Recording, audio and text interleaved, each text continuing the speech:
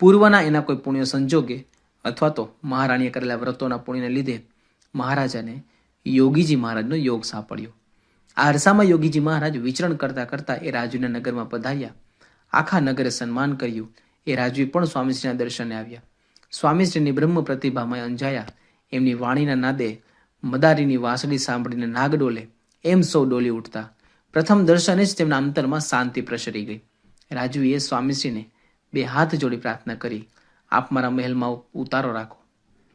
ત્યારે સ્વામીશ્રી બોલ્યા, અમારે સાધુને તો મંદિરમાં ઉતારો શોભે, પણ મહેલમાં ન શોભે.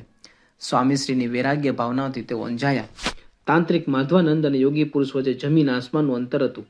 આ ઉપરાંત કેટલા સાધુ મહંતો તેમણે મહેલમાં રાખ્યા હતા, પણ યોગીજી રાજનું વૈરાગ્ય વિભૂષિત ત્યાગના રંગે રંગાયેલું આંતરજીવન તેમના અંતરને સ્પર્શી ગયું.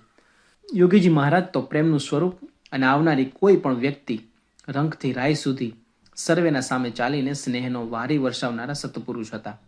રાજવીનું જીવન ખાલીપો અનુભવતું હતું. તેમના જીવન બાગમાં વસંત મુરઝાઈ ગઈ હતી. ક્યાંક એક સૂકું તણકલું દિસતું નહોતું. તેમાં યોગીજી મહારાજના પ્રેમના વારી ફરી વળ્યા. મહારાજાનું જીવન મોહરી ઉઠ્યું. તેમના જીવનમાં ફરી વસંત ખીલી ઉઠી. રાજવીએ તેમની સમક્ષ પોતાના હૃદયના કમાડ ખુલ્લા કરી દીધા. યોગીજી મહારાજ હસી પડ્યા. બાપુ, સાચા સંત મળે તો જ બધી પ્રાપ્તિ થાય છે, માટે આ બધું મૂકી દેજો અને સ્વામિનારાયણ ભગવાનના નામની 5 માળા ફેરવજો. સ્વામીશ્રીએ તેમને માળા અને મૂર્તિઓ આપી. ભાંગી પડેલા રાજવીના મનને સંવારીને યોગીજી મહારાજે તેમને દિવ્ય પ્રેમ રસાયણથી સજીવન કરી દીધું. રાજવીએ પણ તેમના ચરણોમાં પડીને કહ્યું, મારા રાજ્યમાં આવી પાપ લીલાઓ ખેલાઈ આ વાત પ્રજા જાણશે ત્યારે મને માફ નહીં કરે.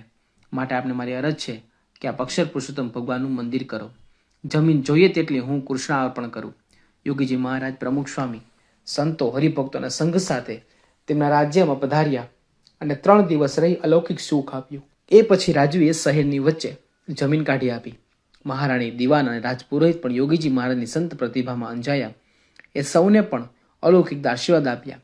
યોગીજી મહારાજ અંતર્ધ્યાન થયા પછી પ્રમુખ સ્વામી મહારાજે ત્યાં ભવ્ય મંદિર બનાવી પ્રતિષ્ઠા કરી અને રાજવીના સંકલ્પને પૂર્ણ કર્યો. રાજવી જ્યારે જ્યારે દર્શન આવે તે યોગીજી મહારાજની જેમ જ પ્રમુખ સ્વામી મહારાજ પણ તેમના પર અમી વરસાવતા. જ્યારે મહારાજના અંતિમ દિવસો હતા ત્યારે તેમને દર્શન આપવા પ્રમુખ સ્વામી મહારાજે જાતે જઈને તેમના મૃત્યુને ઉજાડ્યું અને રાજવીને દિવ્ય ગત આપી.